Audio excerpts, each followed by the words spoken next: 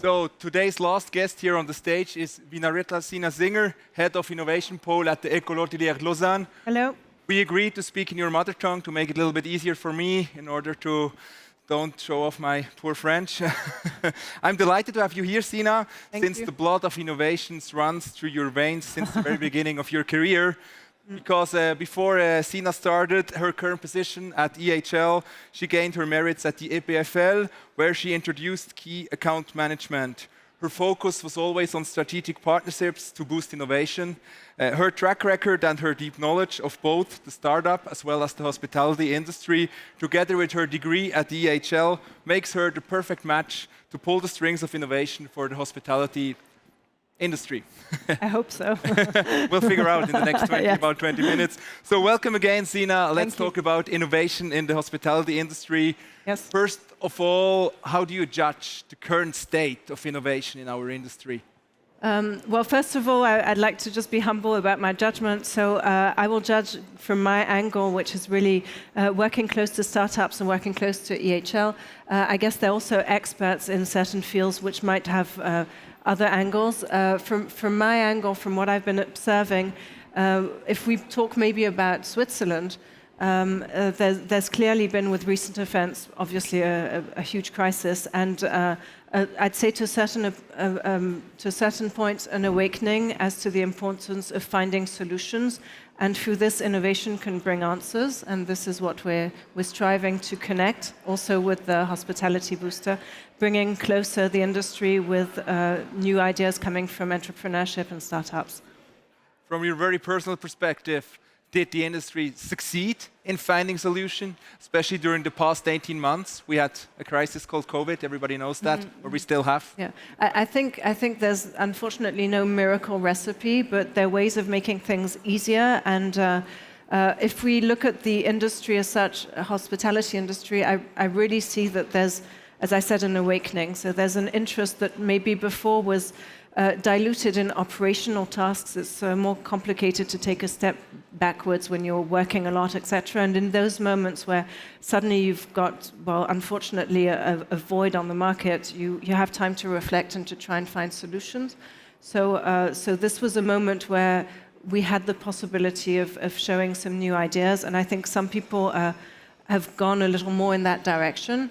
But I don't also think that we're magicians and that this is going to be the solution for everyone. It's not a one-stop solution. I think there are many solutions out there, and they're different solutions for different problems. It's more the state of mind of being open to finding these new solutions and connecting.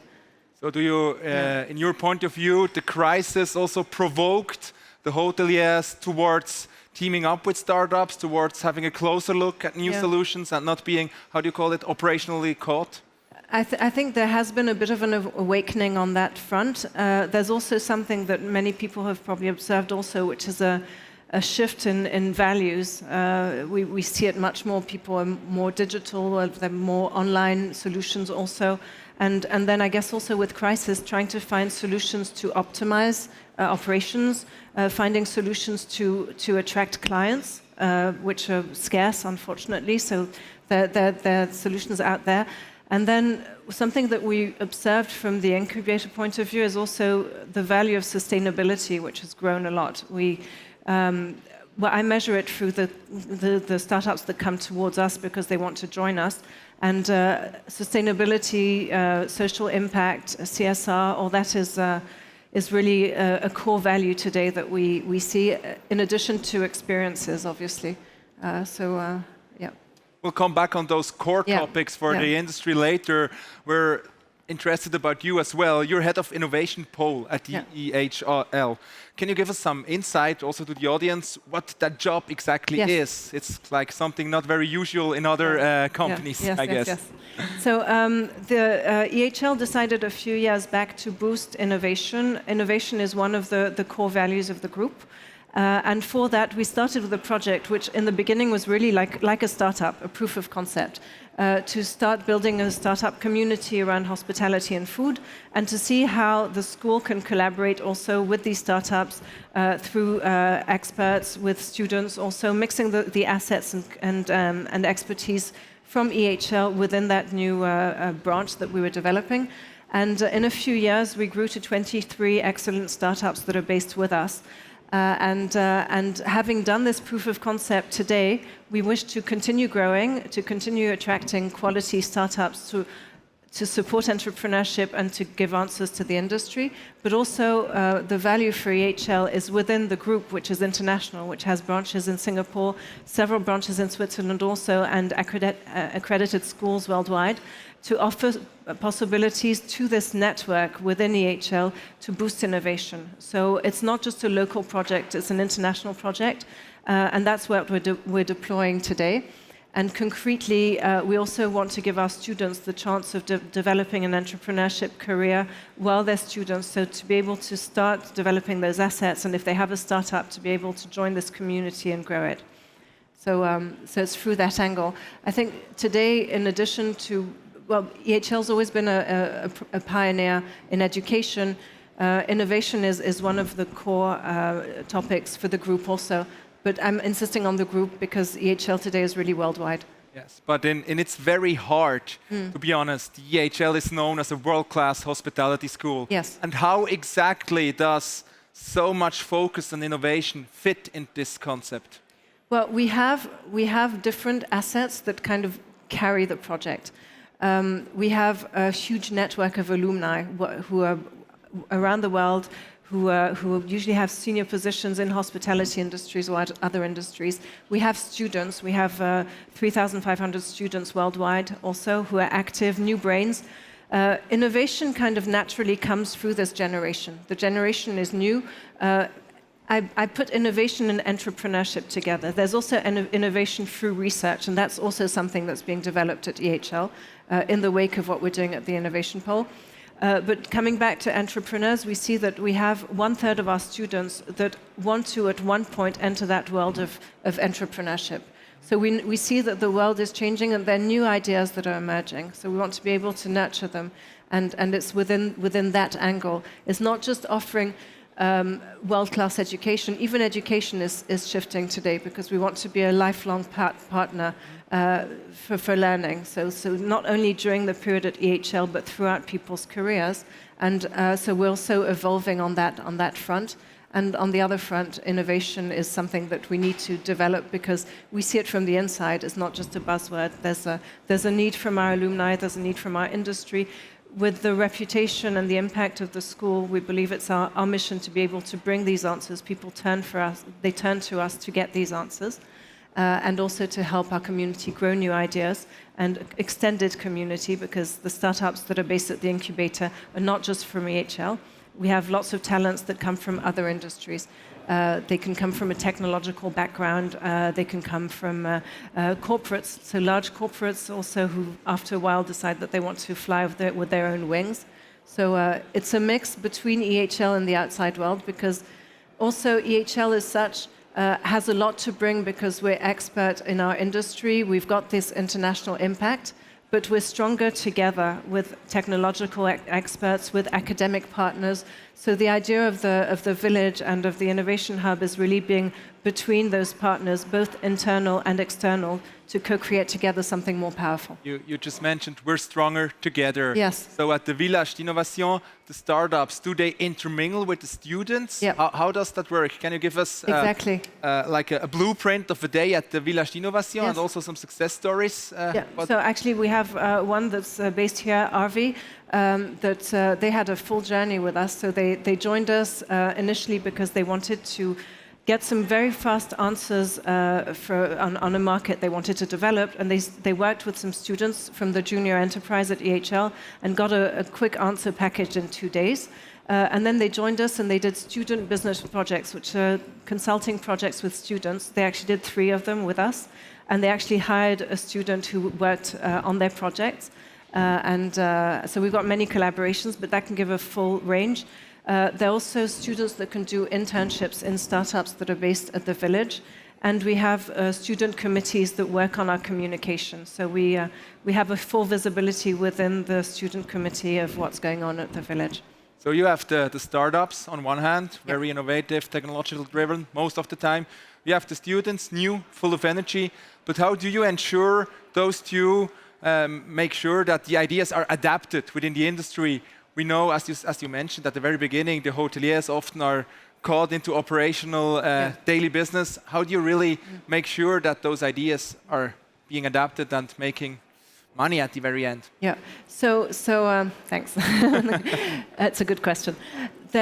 What we ensure is a first filter. So startups that want to join us, whether they're student startups or external startups or alumni startups, are filtered out by our jury. So we have a jury of professors. For the moment, 5 professors who are very proficient around entrepreneurship and startups and technology. We're opening up beyond, so now we can have more faculty also joining us according to the topics. So I would say that's the first filter. Afterwards, there's a possibility of connecting with our professors to get advice. So some startups have actually pivoted because with COVID, for example, the market changed completely. And on recommendation and discussions with our professors, they found new ideas. Some of them have professors actually on their boards. So 2 startups have professors on their boards, of scientific boards. Now, as to the rest, a startup needs to swim on its own. It's not our job to force people towards this and that. It's also the way we function. I mean, we're not the solution. The startups, the entrepreneurs, that's the power in the community. We're here to connect opportunities, and usually we do it according to the needs that are mentioned by the startups. So we wait for them to come towards us. They know what we can offer, and then we will provide these connections. So I'd say the risk is with the startup. Where we select is at the beginning, and then we engage with those that choose to engage with us. And we've seen some amazing successes, and we've seen other startups that sometimes just because of a question of timing didn't work out or leave or don't, yeah. But it's you and your professors who select, it's industry experts, but are there any people from the base, so-called, like real 3-star, 4-star, 2-star, 5-star hoteliers who are joining the process very early to select where do we develop further some ideas? What we do is we create these connections. We have an innovation foundation that's powered by 4 partners. So we have HotellerieSuisse, Nestlé, Fondation Barrière, and Marriott Hotels Group.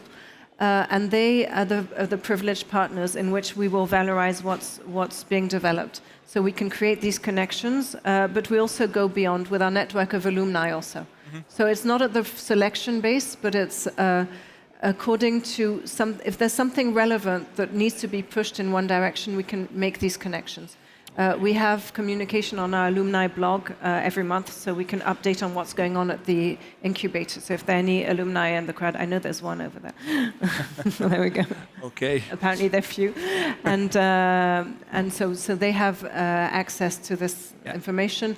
We're going to further develop our visibility. As I said, we started with a proof of concept, so we tried things out. Now we've got an up and running community that we're really proud of. We've got some excellent startups with us.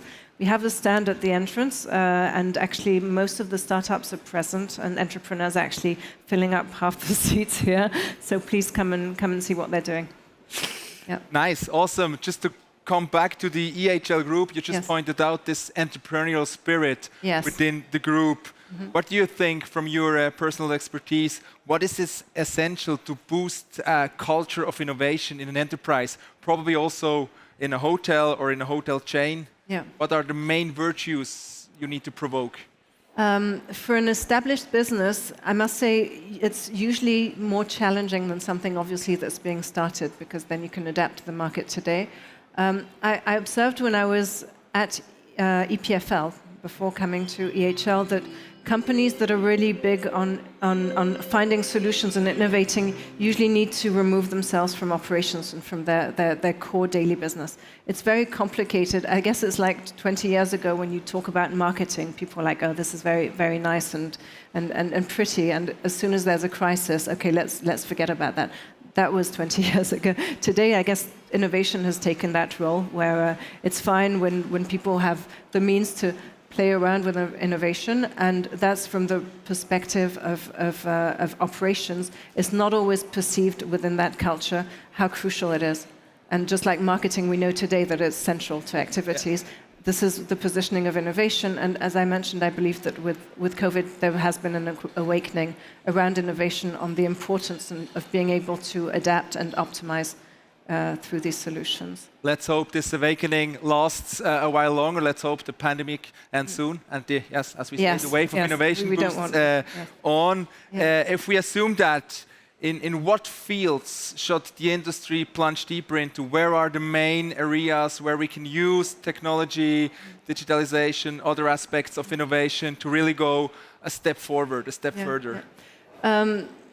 Again, I think it really depends on the different businesses. What we've seen through the incubator is obviously everything that's linked to digital, either reservations, optimizing the relationship with the client, optimizing operations and saving costs. That's something where solutions can really help.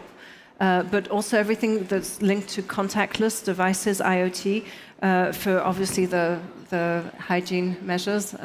So there's quite a lot related to COVID measures that needs to shift.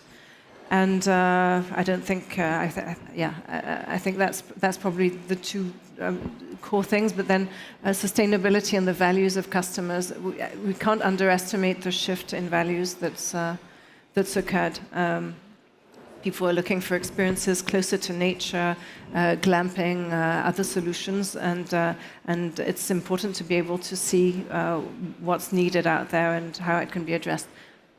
To get some assistance in our ideas, could we probably have a glimpse to other countries? I guess yes. If yes, where should we look at very closely?